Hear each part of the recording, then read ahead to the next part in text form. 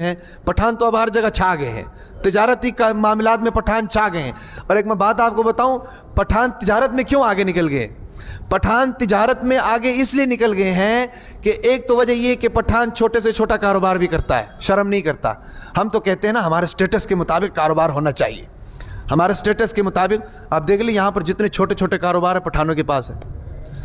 ہم یہ کہتے ہیں کہ ہمارے سٹیٹس کے مطابق، ہمارے حیثیت اور ہماری وقار کے مطابق کاروبار ہونا چاہیے، ہم وہ کریں گے ورنہ ہم نہیں کریں گے۔ پٹھان یہ نہیں دیکھتا، پٹھان دیکھتا ہے کہ بھئی چھوٹا سا کاروبار ہے، مجھے فائدہ ہو رہا ہے تو میں کروں گا، میں کروں گا۔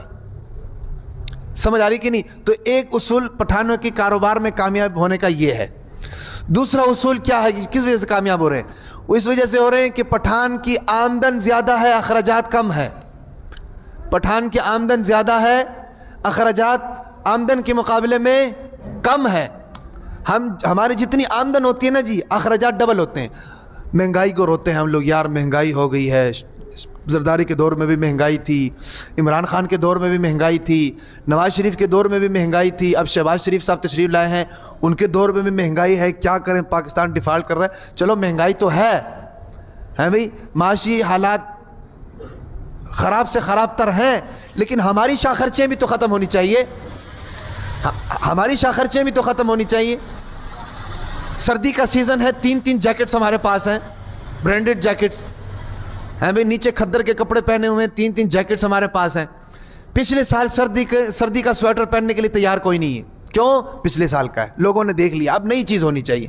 تو جب ہماری شاہ پٹھان یہ نہیں کرتا، پٹھان امیر آدمی ہوتا ہے لیکن کپڑے پرانے ہوتے ہیں، گزارا، وہ دنیا کو دنیا ہی سمجھتا ہے، وہ دنیا کو مسافر خانہ ہی سمجھتا ہے۔ لیکن ہر معاملے میں اس طرح نہیں ہونا چاہیے کہ شادی بیاہ پر چلے گئے، کئی مہمان چلے گئے تو صحیح لباس، لیکن کاروباری معاملات میں، لین دین کے معاملات میں وہ وہی ہوتا ہے، سادہ۔ دنیا غریب، کیا نام ہے، مسافر خانہ ہے، کن فی الدنیا کانک غریب او عابر سبیل۔ تو یہ دوسرا اصول ہے پٹھان کے کاروبار میں کامیاب ہونے کا۔ اب دیکھیں ان کے گھروں میں چلے جائیں، گھر بڑے شاندار ہوتے ہیں، بڑے بڑے گھر ہوتے ہیں، لیکن اس میں فضول خرچی کوئی نہیں ہوتی، اس میں فضول خرچی کوئی نہیں ہوتی۔ ہمارے گھروں میں آ جائیں، چھوٹا سا گھر ہوتا ہے لیکن جناب اس میں ہمارا جناب اپنا کیا نام ہے، بیڈ بھی اعلیٰ درجے کا ہم نے رکھا ہوتا ہے، صوفے بھی اعلیٰ درجے کے رکھے ہوتے ہیں بھئی، اور لکڑی کا کام بھی بڑا بہترین طریقے سے کیا ہوتا ہے۔ نمائش کرنی ہوتی ہے نا، بتانا ہوتا ہے ایک دوسرے کو، یار ہمارا گھر دیکھو، ہم نے یہ چیز فلانے جگہ سے منگوائی ہے، یہ چیز فلانے جگہ سے منگوائی ہے۔ پٹھان یہ چیز نوٹ نہیں کرتا۔ پٹھان جتنا مرضی امیر ہو، اس کے گھر میں جا کر دیکھ لو، گھر بڑا ہوگا، اچھا ہوگا، روشن ہوگا، کھلا ہوگا، لیکن بچھا قالین ہوگا، اس پر تکیے لگے ہوں گے۔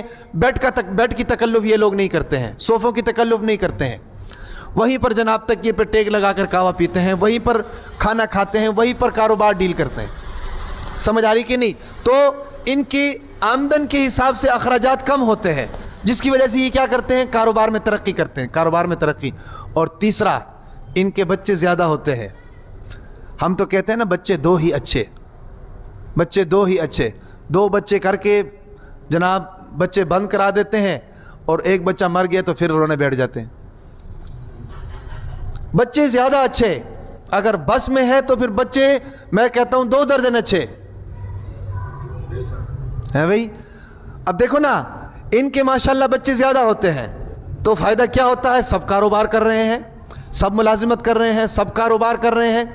میں دیکھو تعلیم پر تو ہم اتنا زور دیتے ہیں، تعلیم ہونی چاہیے، نہیں کہ نہیں ہونی چاہیے، لیکن اس کا کوئی آؤٹ پٹ تو ہمیں نظر آئے نا۔ تعلیم بندہ ایم اے کر لیتا ہے، ایم فل کر لیتا ہے، ایم ایڈ بی ایڈ کر لیتا ہے، لیکن اس کے بعد وہ کچھ بھی نہیں کر سکتا۔